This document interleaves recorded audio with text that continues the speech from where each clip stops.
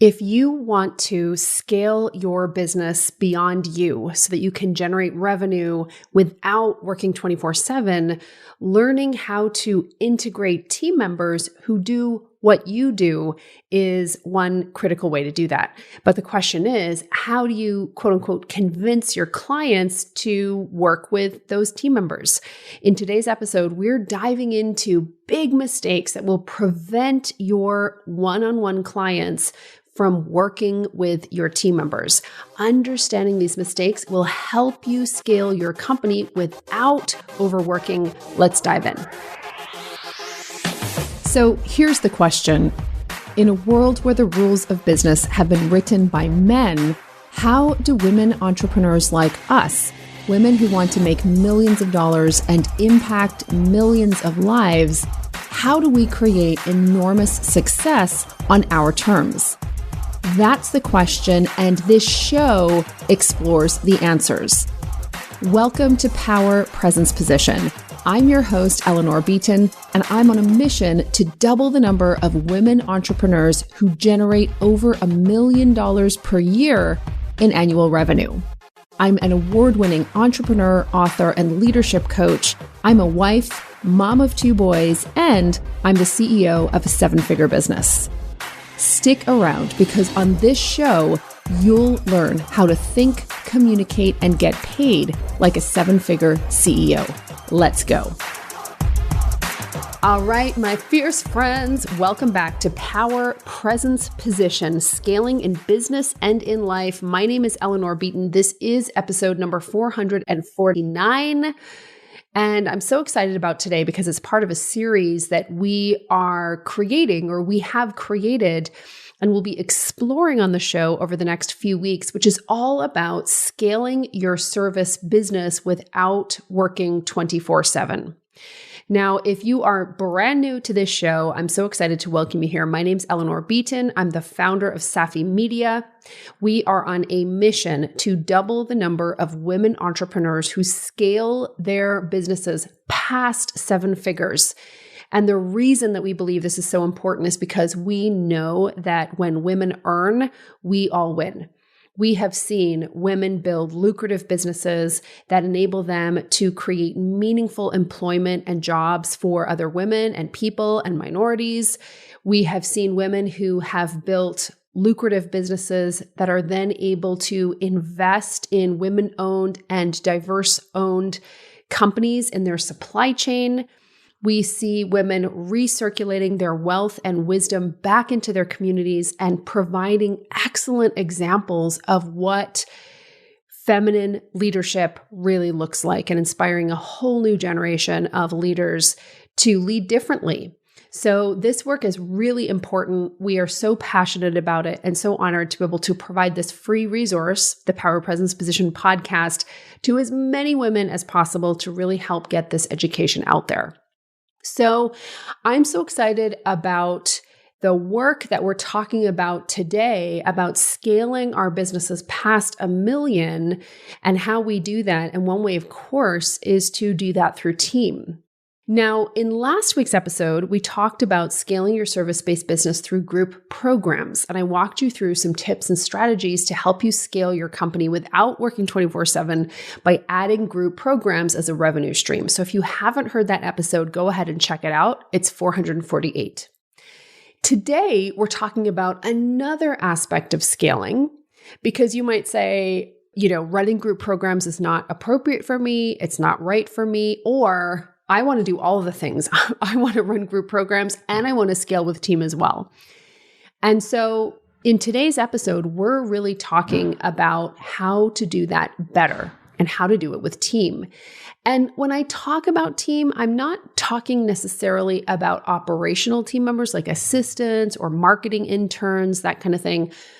Accountants, bookkeepers, all those roles are super important. But the specific kind of team I'm talking about here is when you scale your company by hiring other people who do what you do.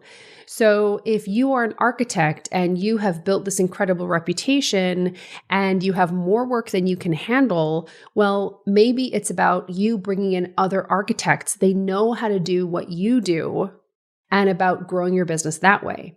If you're a coach like I am, maybe it's about hiring other great coaches to join your team. They kind of do what you do and growing your company that way. And of course, the big challenge that so many people have is, how do I convince people who've come to my company to work with me to go and work with somebody else? Okay, so that's what we're talking about here. And, this question really came into dramatic focus for me recently when a client asked this during one of our group coaching sessions, and it led to such a rich conversation. So she's a medical practitioner, is building a really successful company. She has other practitioners working for her who do what she does.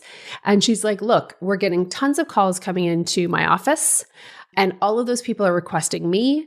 And when I say I have a wait list, they're like, that's fine. And she's like, meanwhile, I have these incredible practitioners. They are just as good as me. They're amazing. And we have the leads to fill up their calendars, but I just can't, quote unquote, convince people to go and work with those other folks.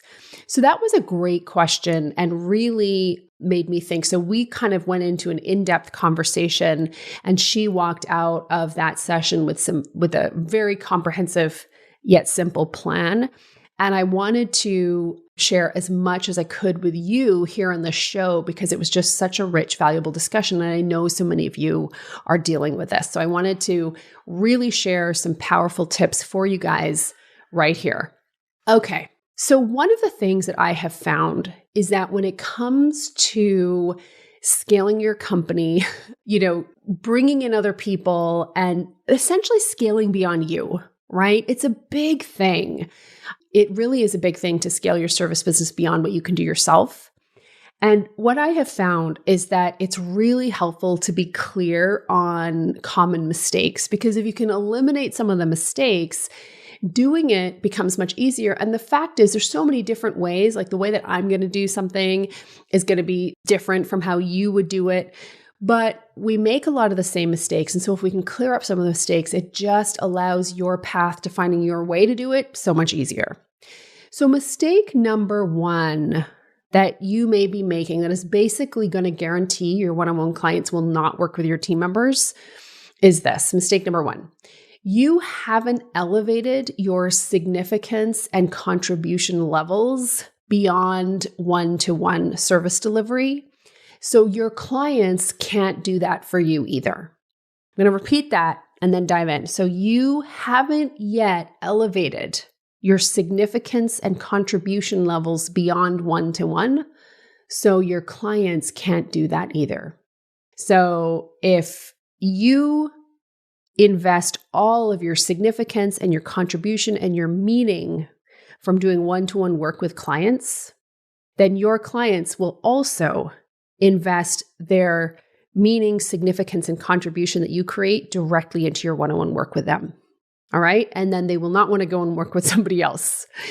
So significance and contribution are two big emotional needs. And all of us humans, we have emotional needs and we're going to fulfill them. And some of our ways of fulfilling them are more healthy and constructive than other ways. So for instance, let me give you an example.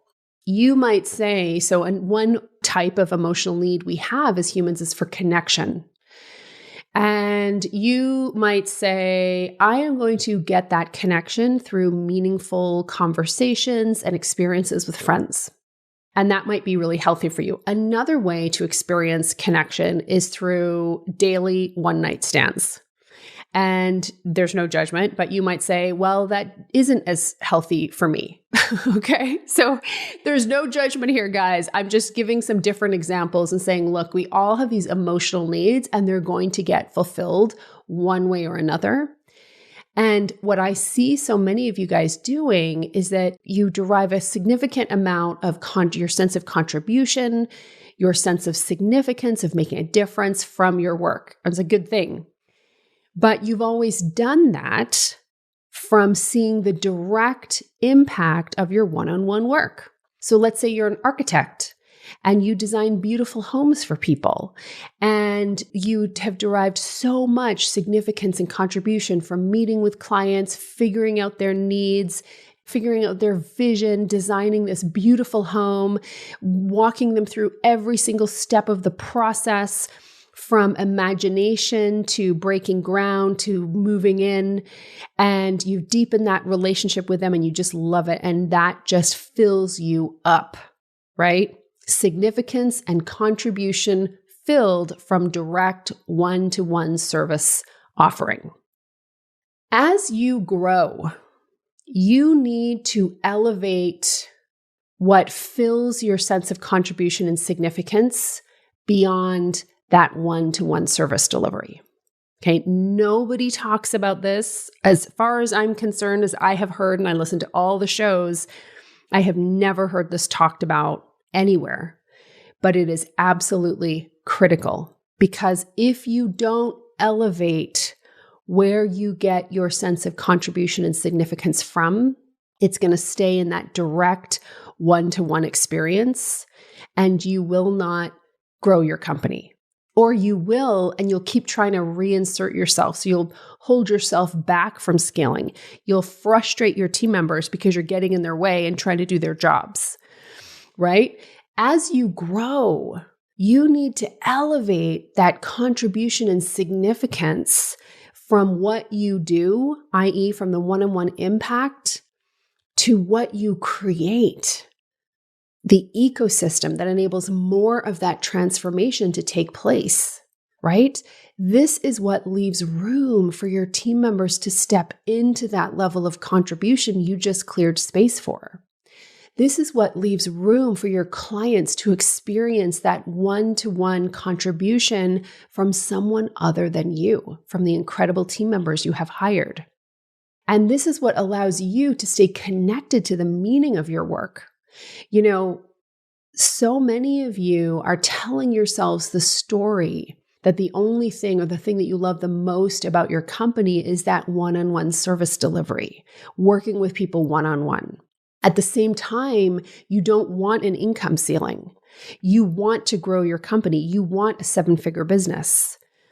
And what I'm saying is, if that's you, then maybe one of the things that you want to explore is elevating the place that brings you significance and contribution. So before, it was that direct one-to-one engagement and interaction with clients, and that filled those needs, right? And now, as you are growing and elevating, what fills those needs? Can you allow that your desire for significance, your desire for contribution, your desire to do meaningful work, your desire for growth, that these will come not simply from you impacting someone in a one-to-one relationship, but from you creating an ecosystem that allows many people to experience that type of transformation, many more than you could impact on your own. And those many people include both the clients that you serve, but also the incredible team members that you hire to deliver those experiences on your company's behalf. This is absolutely huge. This is how you grow and elevate as a leader. So often, I'll talk to service-based business owners who are really struggling with overwork. They have team members in place and they tell me they just can't get out of the weeds. They just can't get out of the details. And they're creating systems, but they might not trust the systems. They're hiring great people, but the people aren't doing what they want them to do, like these kinds of things, right? And one of the, areas that I'll always probe in my coaching is where they're getting their contribution and significance from. So I can remember when I first started coaching, I got all of that meaning and juice from that one-to-one work. And I still get a lot of meaning and juice on the occasions where I still do one-to-one work, But as I grew my company, I had to make internal shifts around where that significance comes from, where that sense of contribution comes from, where that sense of growth, where that sense of connection comes from. Initially, I really derived a ton of closeness and connection from that work with clients. And then as the company has grown, it has really been about connection to mission, connection to clients in a different way, connection to like community and groups of people. So really, really interesting, right? And I think this is just such an important conversation to have. And, I've had so many conversations with clients who have talked about how they recognize that they're holding themselves back because they want that dopamine hit that you get from seeing from that one-on-one connection and work. Now, I know some of you are like, oh my gosh, I love the one-on-one connection and work. I never want to give up one-to-one work. And listen, you don't have to.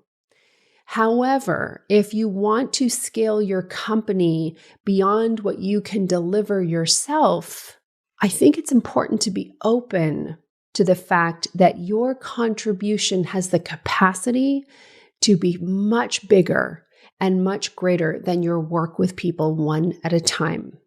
If you don't do this work, if you don't elevate the source of your significance and contribution from what you do to the ecosystem you create, you will sabotage your growth.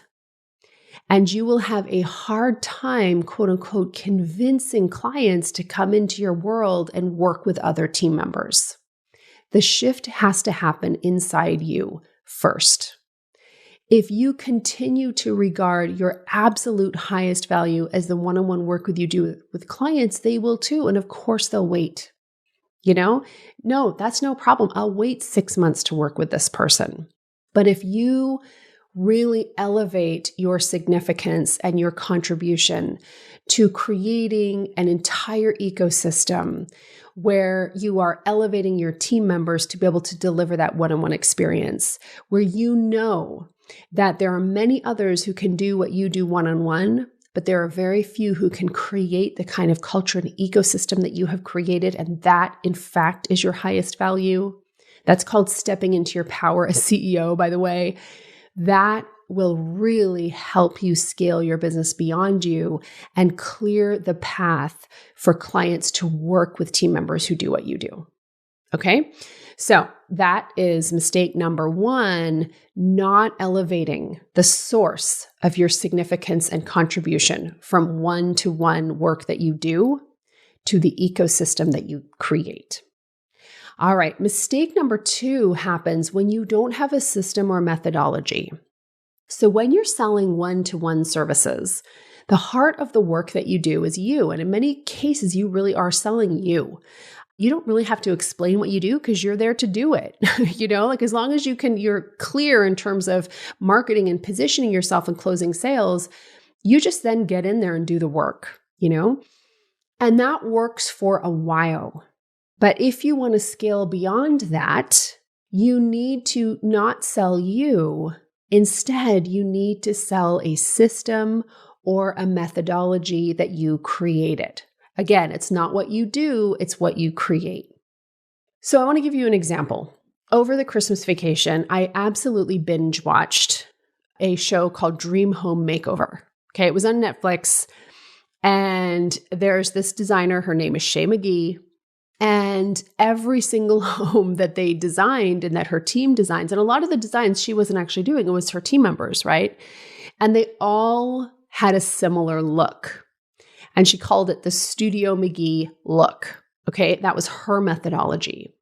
So she started out as a designer, designing homes for herself and then designing homes for clients.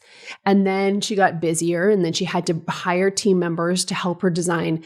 But the clients were coming to her with a specific expectation of that Studio McGee look. So in order to successfully scale her company, she had to be able to articulate and train people on her system. What is the Studio McGee look? How do you produce the Studio McGee look? Again, this is valuing what you do, valuing yourself not just from what you do, but from what you're able to create. In both the Power Presence Position Business Accelerator and then the incubator, we really spend a lot of time ensuring that our clients are turning their ideas into assets. And one of the ways we do that is through making sure they have rock solid systems and methodologies that allow them to scale their companies beyond just them. When you don't do this, you are putting enormous pressure on yourself to continue reinventing the wheel, to be genius every single moment of every single day, to micromanage, because you haven't taken the time to create the system, to create the methodology. This really sabotages your growth. And it also can really hold back incredible team members from stepping into their power because they're not clear on how you do what you do. And they're not clear on, the methodology to produce the kinds of results that you want to produce to your company. So that's really the second mistake. You don't have a system or methodology. So you really want to think through how you create that to start to systematize what you do so that it can be scaled. A great example of that is like Hamburger University that McDonald's has. They teach and train everything. And you might say, oh my gosh, but I never want to be the McDonald's. I'm like, no, I never want you to be the McDonald's of your industry unless you want to. But I am saying success leaves clues. And one of the things that has allowed that company to be so successful has been its ability to train others to do things consistently. Okay. And the start of that is a system or methodology. All right. And then mistake number 3 is you haven't established sufficient authority. Now, we talked about that last week as well. And you establish your credibility and authority generally through content marketing, through having a podcast, through publishing content, through providing value, through teaching, by basically using your elbow grease, by using your content and marketing to create enormous trust and goodwill in the marketplace and then transfer that to other people. So a great, example here to think about is that you as a brand are going to do a tremendous amount of marketing and education. You're going to build up a bunch of trust and goodwill. And when your goodwill is large enough, when the amount of trust that you've established in the marketplace and the goodwill that you've established in the marketplace is large enough, you are able to transfer that and bestow that onto other team members whom your prospects might not know at all until they decide to start to come to work with you. So if you don't have enough authority, it can be very difficult to get people to go and work with a team member. Here's an example. I was talking to a client recently who hired a marketing firm. And as she is going through the process of hiring this marketing firm, and the marketing firm had built up a little bit of authority in the space, but not very much. And so she had trust for kind of one person, but there just wasn't enough trust or authority that extended to other team members. So when the person who owned the marketing company wanted other team members to do the work, this woman was like, oh no, the only person here who I'm hiring to do the work is you. You have to do the work. I don't trust any of your team members to do the work on my behalf.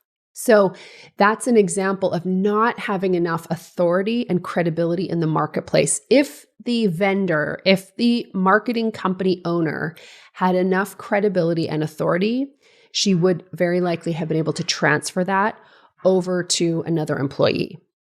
Now, I think about my situation when we hired a contracting company recently to do some work on our behalf. The company had built up so much goodwill in the marketplace. I didn't bat an eye when I had an account lead come to lead that account who was not the founder of the company, because that company had so much goodwill in the marketplace that it extended to its entire team. So this is really, really important, and why really establishing your voice in your industry is so important, because it really helps to extend that credibility and goodwill to other team members. And it makes it a lot easier for clients and companies to trust you enough to work with other team members. All right. I hope this was useful to you. This is just a taste of the conversations we'll be having at our upcoming summit, beyond1to1.com, where it's a 2-day summit where we will be really working with our attendees to help you scale your company beyond one-to-one so that you can build a company and really transform from an overworked consultant into a CEO who has a ton of time and a ton of money, both those things. All right. I hope you have a great week. Thanks so much for being here, and we'll talk to you soon. If you love this show, then you will love even more my missives, i.e. my emails. If you're not on my email list yet, I strongly encourage you to sign up at eleanorbeaton.com/join. Now, when you go and sign up for my email list, you will quickly discover why some of the most popular, well-known, and influential voices in the world of women's entrepreneurship quietly, studiously, consistently open every single email I send out because they want to be inspired, they want to be entertained, and also I think they really want to connect with a woman like myself who's in full command of her voice and is willing to open up and share her thinking, her ideas, and her story. I promise you that on this email list, you are going to be entertained. You are going to hear really valuable tips about stepping into your power as a leader. And you're also going to get fun insight that I do not share anywhere else. Go to eleanorbeaton.com/join. And I promise you it will be the highlight of your inbox.